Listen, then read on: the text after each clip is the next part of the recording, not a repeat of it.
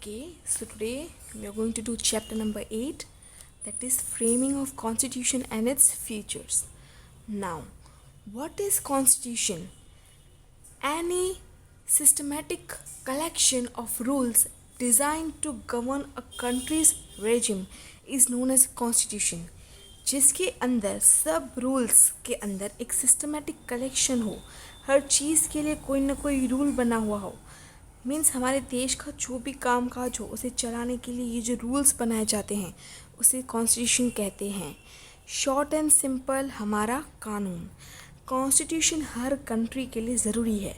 कोई भी कंट्री के सभी लॉज, सभी कायदे वो इस कॉन्स्टिट्यूशन के ऊपर ही डिपेंडेंट होते हैं। Now importance. Constitution is the basic and the most important document. The laws of the country are based on the Constitution. The country's constitution and the constitutional laws should be subject to the relevant provisions.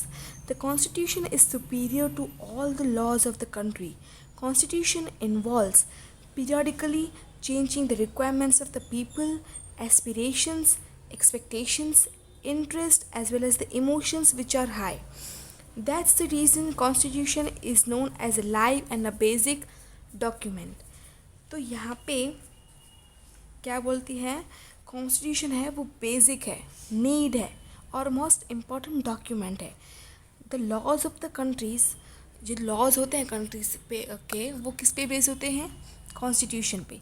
Country's constitution and the constitutional laws should be subject to the relevant provisions. The constitution is superior to all the laws of the ये constitution है वो superior है, वो एक level रखता है, high level है किसके सामने, लॉज के सामने of the country. Constitution involves periodically changing requirements of the people's aspirations, expectations, interest as well as the emotions which are high. Constitution ये भी हक रखता है चेंज करने के लिए पीरियडिकली, किसके रिक्वायरमेंट्स के ऊपर, एस्पिरेशंस, एक्सपेक्टेशंस किसकी, पीपल की, उनके इंटरेस्ट की, उनके इमोशंस जो बहुत ज़्यादा हैवी होते हैं, हाई होते हैं। That's the reason constitution is known as a live and a basic document.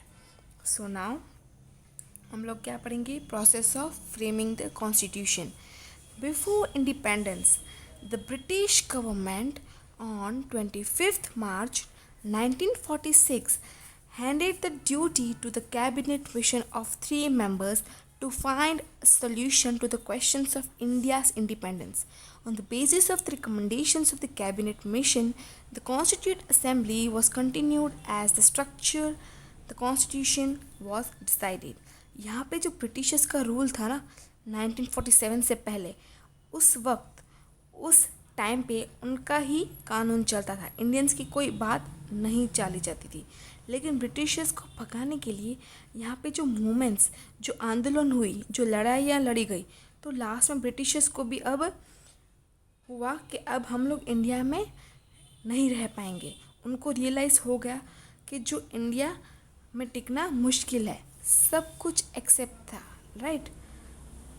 लेकिन क्या हुआ उसके बाद, इसकी वजह से 25 मार्च 1946 को ब्रिटिश गवर्नमेंट ने एक कैबिनेट मिशन बनाया एंड डिक्लेयर कर दिया कि अब हम इंडिया छोड़ के जाएंगे। फिर उन्होंने सोचा कि अब हम सारी प्रोसेस धीरे धीरे पूरी करने के बाद जाएंगे। उन्होंने जब डिक्लेयर किया तब उन्होंने एक कॉन्स्टिट्यूशन असेंबली बनाई, मतलब ऐसी टीम बनाई गई जिसमें ये नक्की हुआ कि ब्रिटिशर्स जब चले जाएंगे तब हमारा एक कानून होगा। Constituent assembly comprised 389 members in which various members from different religion, caste, gender and people from various geographical diversification, political representatives and experts from the various sectors were included. Jawaharlal Nehru, Sardar Vallabhbhai Patel, Kanhaiyalal Munshi, Maulana Abdul Kalam Azad, Shyama Prasad Mukherjee, H.P. Mody, H.V. Kamath, Frank Anthony, Krishna Swami Ayyar, Baldev Singh and women representative Sarojini Naidu, Vijay Lakshmi Pandit, etc. were the members of the Constituent Assembly. Dr. Rajendra Prasad was the president of the Constituent Assembly. right? A drafting committee was appointed to draft the constitution under the chairmanship of Dr. Bhimrao Ambedkar.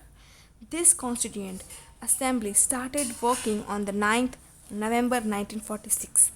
एक constitute assembly बनी जिसमें 385 members थे और ये members सब अलग अलग religion, cast, gender के थे, इंडिया के अलग अलग कोनों में से थे, जिसमें जो मेन मेंबर्स थे वो थे जवाहरलाल नेहरू, सरदार वल्लभ भाई पटेल, मौलाना अब्दुल कलाम आज़ाद, श्याम प्रसाद मुखर्जी, HP मोदी, ETC. कहीं वुमेन रिप्रेजेंटेटिव्स भी थी लाइक सरोजिनी नायडू, विजय लक्ष्मी पंडित एक्सेट्रा, राइट. वो कौन थे? मेंबर्स थे कॉन्स्टिट्यूट असेंबली के. फिर क्या होता है, वो मेंबर्स जो डॉक्टर राजेंद्र प्रसाद वो कौन थे? प्रेसिडेंट थे किसके? कॉन्स्टिट्यूट असेंबली के. एंड डॉक्टर भीमराव अंबेडकर थे वो चेयरमैन बने. एंड ये फिर क्या हुआ था?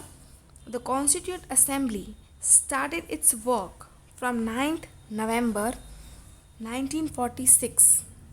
The Constituent Assembly met for 166 sessions spread over a period of 2 years, 11 months and 17 days. Members of this assembly has discussed thereafter each and every detail of its provisions, keeping in concern the matters of constitution of different countries. In this constitution, there are 295 articles and 8 appendices. After that, amendments with 395 articles and 9 appendices, the constitution was framed. क्या होता है? ये 385 members ने करीब 2 साल 11 महीने 7 दिन तक काम किया एंड उनके 166 गैदरिंग्स हुई, छोटी बड़ी meetings, and all in meetings में उन्होंने इंडिया की हर छोटी छोटी बात को इंक्लूड किया. इन्होंने जो 295 आर्टिकल्स एंड 8 अपेंडेंसेस बनाए थे, फिर अमेंडमेंट्स किए मतलब चेंजेस किए.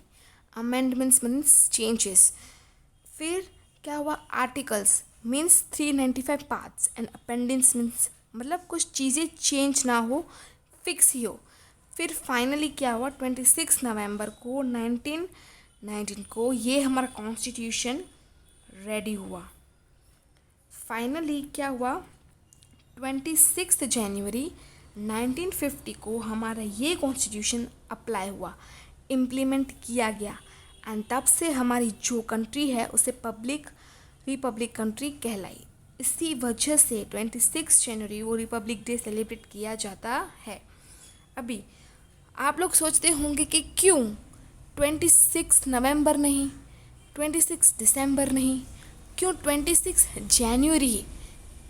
तो रिवर है लाहौर में, रानवी, उधर उन लोगों ने जो नेता लोग थे उन्होंने पद लिया कि भाई हम लोग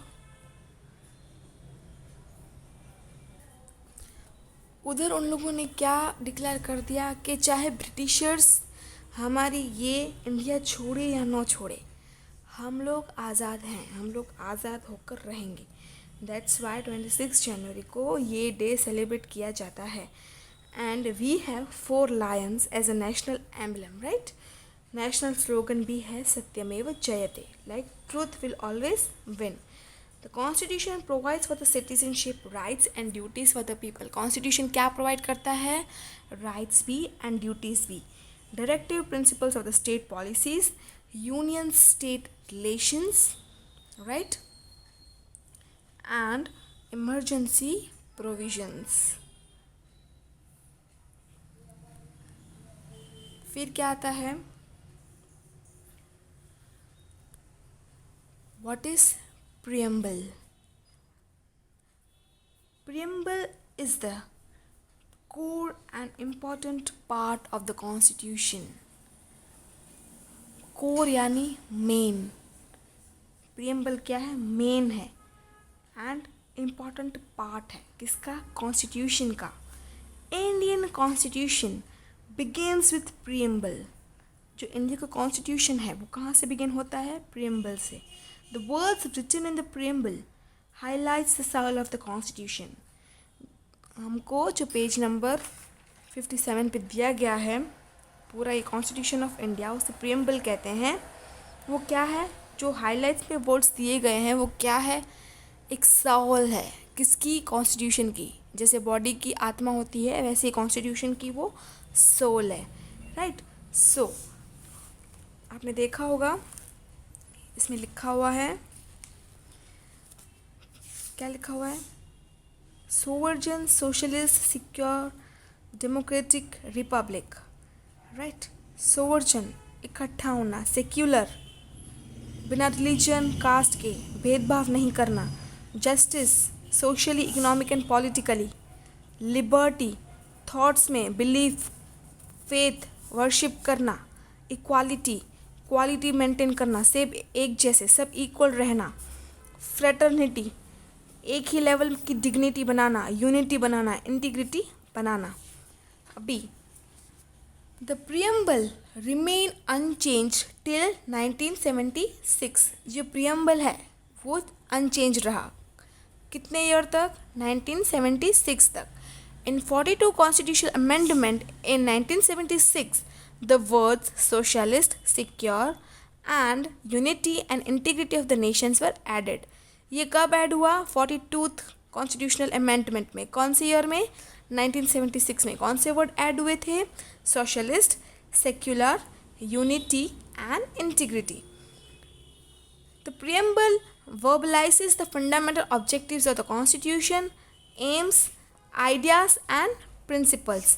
Therefore, the preamble straightaway gives a clear insight of the rule of welfare. The preamble reflects Constitution framers' sake. Right? अभी क्या आता है, Importance of preamble. The preamble is a soul of the Constitution. Is also the important necessity. अगर मैं आपको example दूँ, suppose आपकी English book है, राइट, तो पूरी की पूरी इंग्लिश बुक तो आप एक दिन में पढ़ोगे नहीं। जो इंडेक्स दिया होता है, जो इन्फॉर्मेशन दी होती है चैप्टर्स की, वो आप अगर चैप्टर्स पढ़ते हो तो आपको आइडिया आता है ना कि इस चैप्टर में क्या है, इससे क्या रिलेटेड है, थोड़ा बहुत आइडिया आता है कि नहीं आता है।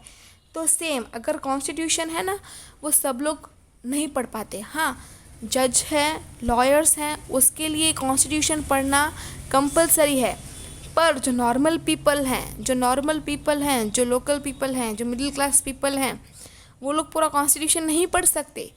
तो उनके लिए गवर्नमेंट ने क्या बनाया, प्रियम्बल बनाया, जिससे वो पूरा फेथ रख सके गवर्नमेंट में कि हमारा कॉन्स्टिट्यूशन है वो इक्विवेलेंट है।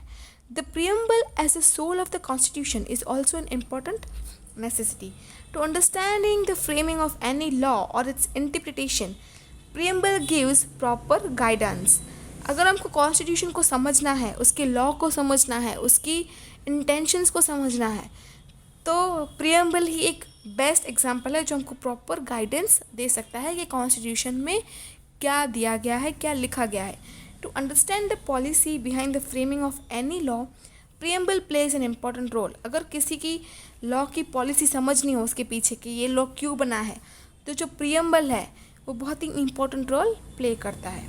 The preamble is a useful tool to avoid the trouble in the interpretation in the constitution. When any ambiguity और obscure details in law arises, preamble helps in understanding and interpreting the law.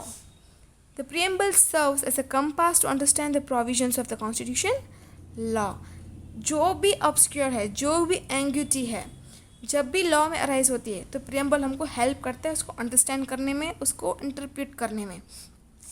प्रियम्बल्स is a nation's unity, वो nation की unity है, integrity है, एकाग्रता है, and is the standard crust of brotherhood, brotherhood दिखाती है वो among citizens who are having noble sentiments, जिसके सेंटिमेंट्स सेंसिटिव हैं, आइडियल्स हैं। Preamble is backed by the high ideals and goals. Preamble किसको लेके बना है, high ideals, high ideas, targeted goals, motivated goals. अभी हम नेक्स्ट पढ़ेंगे वो है pillars of preamble. So pillars of preamble है ना, वो 3 हैं। First is democracy, second is socialist and third is secularism. The word inscribed in the preamble are we, the people of India, sovereign, socialist, secular, democratic, republic, justice, liberty, fraternity and equality. Here we will study the following three main pillars of the preamble. ये सब जो है वो pillars तो हैं ही, but जो तीन main pillars हैं प्रियम्बल के वो क्या है? Democracy, socialist and secularism. Let's read the democracy. The ultimate sovereignty of the power is with the people according to the Indian Constitution.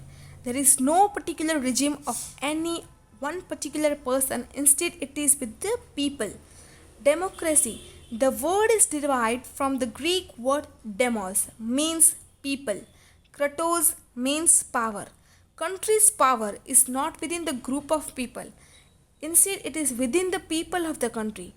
Democratic state administration is such an arrangement in which there is equal justice for the people to the social, economical and political and having equal rights of the participation. तो means यहाँ पे कोई एक इंसान को शासन नहीं चलता है, यहाँ पे राजशाही नहीं है, यहाँ पे पूरा कंट्रोल लोगों के हाथों में होता है, मैनेजमेंट होता है, वो लोग करते हैं. This is known as democracy. Democracy है वो डिराइव की गई है ग्रीक वर्ड से, वो है डेमोस मीन्स लोग, पीपल, प्रोटोस मीन्स पावर. तो इसमें क्या बताया गया है? इसका मतलब क्या है? पावर जो है वो लोगों के हाथों में होना होता है, वो कंट्री डेमोक्रेटिक कंट्री कहलाती है और इस सिस्टम को डेमोक्रेसी सिस्टम कहते हैं.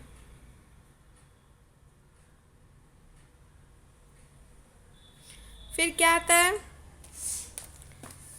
Paragraph number next. In democratic Indian people elect their leaders through their choice by casting vote to represent those leaders in the parliament and thereafter assuming the post of prime minister and his or her cabinet executives do not have absolute power. They are given specific time limit. Similarly, the voters elect state and local level government. Hence, democracy means by the people, for the people and of the people. Cabinet consists of the members of the parliament. तो इधर क्या बोला गया है?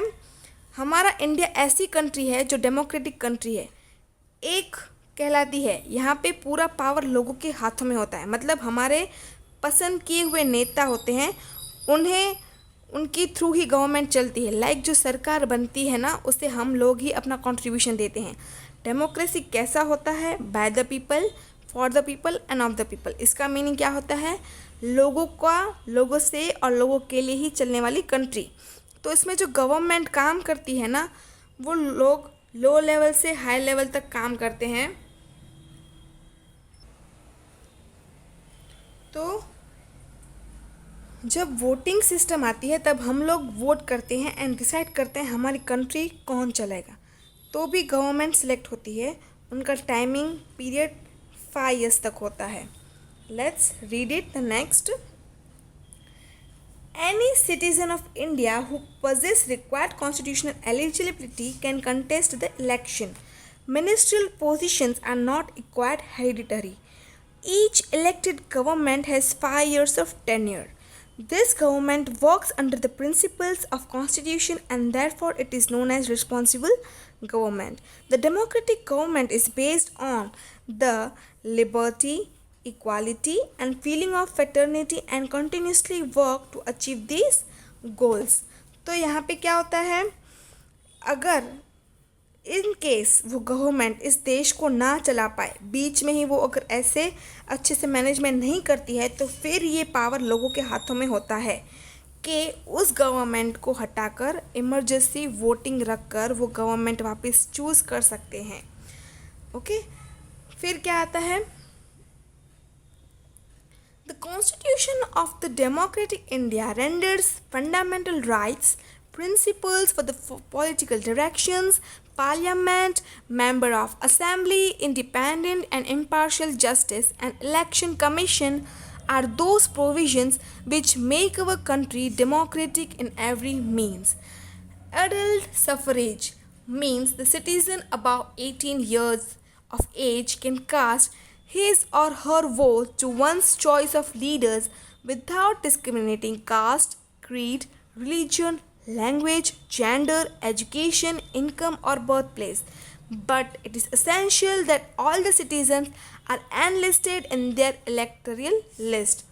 तो अभी इसमें क्या आता है, यूनिवर्सल अडल्ट सफरेज, मतलब हर एक को राइट मिलता है, मतलब जिस पर्सन की एज 18 ईयर्स अबव हो वो अपना वोट कास्ट करके अपनी चॉइस से लीडर्स चूज़ कर सकते हैं।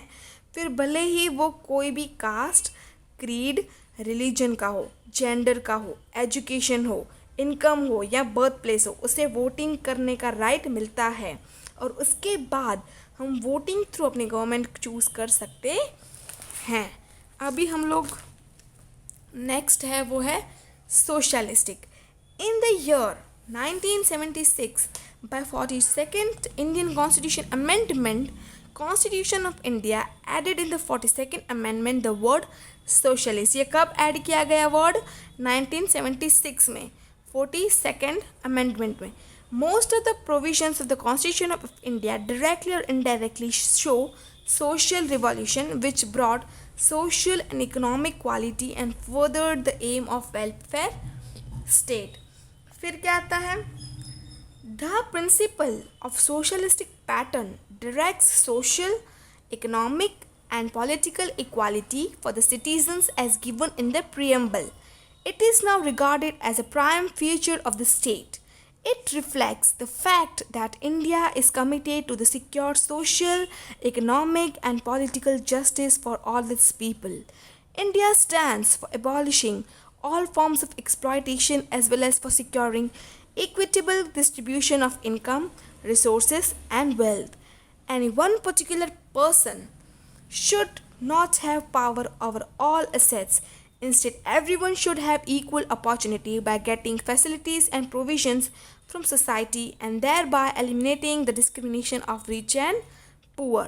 Therefore, we can say that Constitution of India is a socialistic document. So let me explain you. कल हमने प्रियम्बल के बारे में एक बात पढ़ी थी कि हमारे जो कॉन्स्टिट्यूशन होता है ना 1970 तक वो इम्प्लीमेंट हुई थी, तो 1976 तक कोई भी चीज़ चेंज नहीं हुई थी, सब फिक्स था। लेकिन 1976 में 3 वर्ड्स ऐड किए गए, उसमें से एक वर्ड ये था सोशलिस्ट। इसका मतलब हमारी जो कंट्री है ना वो सोशलिस्ट कहलाती है। यहाँ पे जो रूल्स बनाए जाते हैं वो सबके लिए इक्वल होते हैं, यहाँ कोई भी तरह का भेदभाव नहीं होता है। यहाँ पे गवर्नमेंट जो भी काम करती है वो पुअर लोगों को ध्यान में रख के की जाती है, कैसे उनका डेवलपमेंट किया जाए, उनका लिविंग ऑफ स्टैंडर्ड कैसे हाई किया जाए वो भी सोचती है, और इसमें कोई भी तरह का भेदभाव नहीं होता है। Okay, now let me read number 3, that is secularism, right. फिर क्या आता है?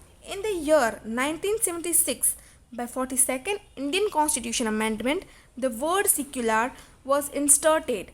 India is a secular country. India can never become one particular religious country as per the provisions of the Constitution. India does not follow any particular religion, so the country never promotes any religious activity. The country cannot involve any secular activity with the religious activity. The citizen of the country has the freedom to choose his or her religion. The country cannot discriminate the citizen on religious basis. Equal job opportunities and political rights to the citizen are given without any religious discrimination in this way. Secularism is the basic foundation and mandatory feature of the Constitution. Sarva Dharma Sadrishti and Sarva Dharma Sambhav are the principles incorporated the Constitution. So no particular religion would be encouraged in any states. अभी इसमें क्या समझाया गया है? इसका मतलब हमारे यहाँ कोई भी रिलीजन को लेकर डिस्क्रिमिनेशन नहीं है। हमारी जो कंट्री है वो सेक्युलर कंट्री है। ये वर्ड भी 1976 में प्रीएम्बल में ऐड किया गया था। India is a secular country. यहाँ पे कोई भी तरह का एक भी रीजन या स्टेट कंप्लीट रिलीजन नहीं बन सकता। यहाँ पे सब इक्वल हैं। इंडिया एक ऐसा कंट्री है जहाँ सब रिलीजन के लोग रहते हैं। Okay, So we have to keep faith in our preamble and constitution. Okay. फिर आता है बेसिक फीचर्स. उसमें होता है written document. ये जो written document है ना, except Britain and Israel, India along with the other nations of the world have their constitution in the written form. जो भी कॉन्स्टिट्यूशन है, जो भी प्रियम्बल है, जो भी लॉज हैं, वो सब इंडिया के, वो सब रिटन फॉर्म में है. रिटन फॉर्म में किसका नहीं है? वो है ब्रिटेन एंड इजराइल, राइट. वो दोनों देश के नहीं है. Considering the social, geographical diversified circumstances and prehistorical nations, the constituent assembly has kept the drafted constitution in the written form.